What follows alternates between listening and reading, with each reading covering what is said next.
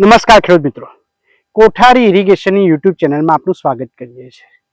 આજે આપણે બટાકાની અંદર નિંદામણ નિયંત્રણ કેવી રીતે કરવું અથવા શા માટે કરવું જોઈએ એ અંગેની ચર્ચા કરીશું। કોઈ પણ પાક હોય, નિંદામણ નિયંત્રણ કરવું ખૂબ જ આવશ્યક છે। બટાકાની અંદર એક અંદાજ મુજબ નિંદામણને કારણે 15 થી 60% સુધી ઉત્પાદનમાં ઘટાડો થાય છે। આ માટે મુખ્ય કારણ નિંદામણ છે એ મુખ્ય પાક સાથે હવા, પાણી અને ખાતર ત્રણ માટે હરીફાઈ કરે છે, જેને લઈને સીધું ઉત્પાદન ઉપર અસર થાય છે।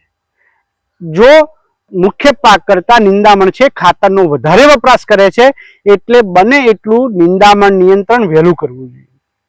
બટાકાના પાકની અંદર વાત કરીએ તો બટાકા એ રવિ ઋતુનો પાક છે। આ સિઝનમાં મુખ્યત્વે ચીલ બલાડો નામનું જે નિંદામણ છે એ બટાકાની અંદર જોવા મળે છે। રોપણી પછી 30 દિવસની અંદર નિંદામણ નિયંત્રણ કરવામાં આવે તો વહેલું સહેલાઈથી અને નિંદામણ નાશકના ઉપયોગથી આપણે નિંદામણ નિયંત્રણ કરી શકીએ છીએ।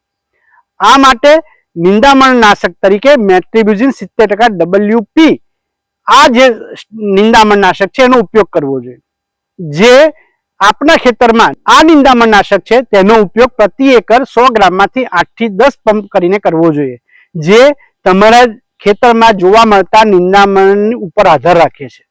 આ નિંદામણ નાશકનો છંટકાવ કરવા પછી પણ જો સામાન્ય નિંદામણ જોવામાં આવે તો 40 થી 45 દિવસના અંતરે આ હાથથી આ નિંદામણનો નાશ કરવો જોઈએ।